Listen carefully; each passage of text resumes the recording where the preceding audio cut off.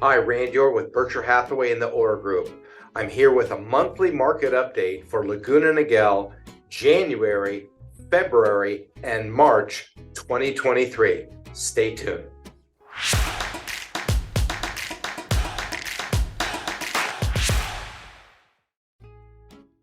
So let's take a look at the numbers for Laguna Niguel in February of 2023 compared to the month earlier, January, and the year earlier, February of 2022. Starting with inventory, we were down 26% for the month of February compared to the month of January.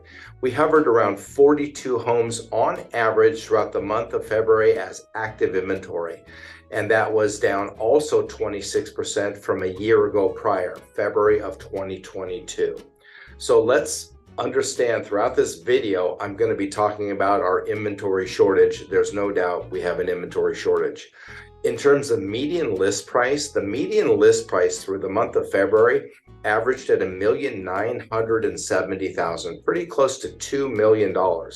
Now, that was quite different from the median sales price. The median sales price for February was $1.6 million. So we have a little discrepancy between what's selling on average, median being median price, and then the median list price.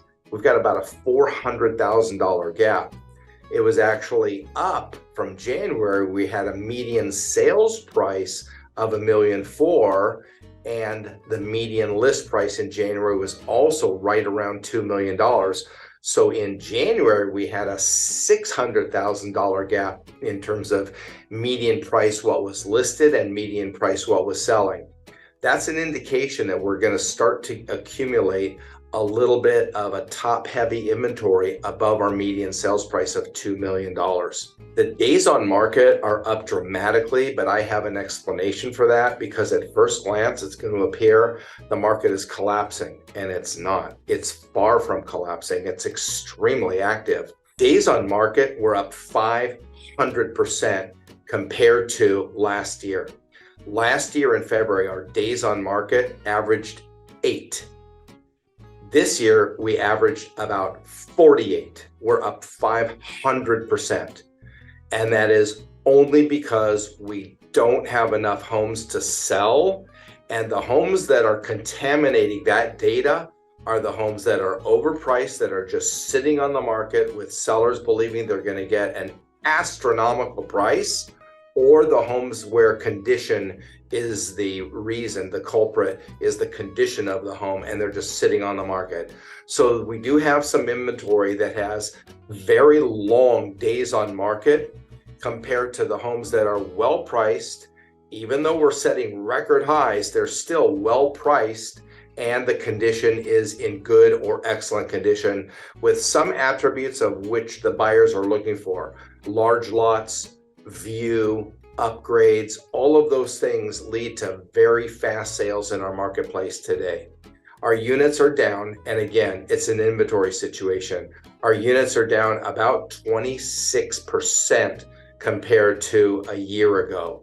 We're hovering right around 18 sales for the month compared to about 24, 25 sales, I believe, for the month of February in 2022. So we're down in units, we are down in inventory, we are up with days on market only because we've got some bad listings out there, overpriced and in very poor condition. Now, if I look at the data just below 2 million and just above 2 million, the interesting numbers are as follows.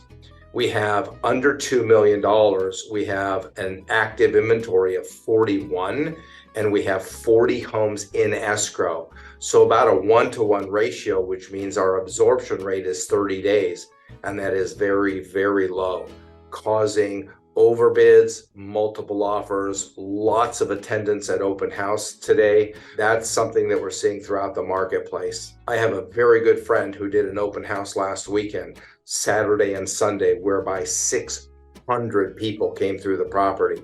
It was lower priced. It was $600,000. It was in South Orange County in a nearby city.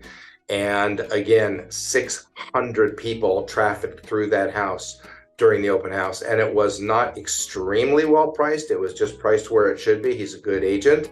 So that's an indication of the good houses priced well in a price point that's attractive for South Orange County. It was a condo unit, but again, 600,000 with 300 people through on Saturday and 300 people through on Sunday. It did sell in the first weekend, and it sold for slightly over asking price. Now, if we take a look at homes over 2 million, the story's a little bit different. We've got an active inventory of 18 and we have 6 in escrow. So if you do the math there, we've got a 3-month supply or a 3-month absorption rate, which is closer to a balanced market, remembering that a balanced market is somewhere between 4 and 6 months. Anything under 4 months is considered a buyer's market.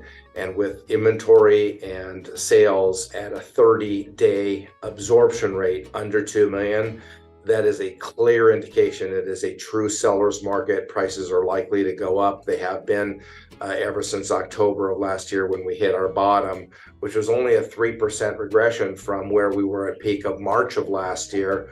And that's as a result of the interest rates that affected the buyer's appetite. We lost some buyers in that time period, and we seem to be moving back up to over record price.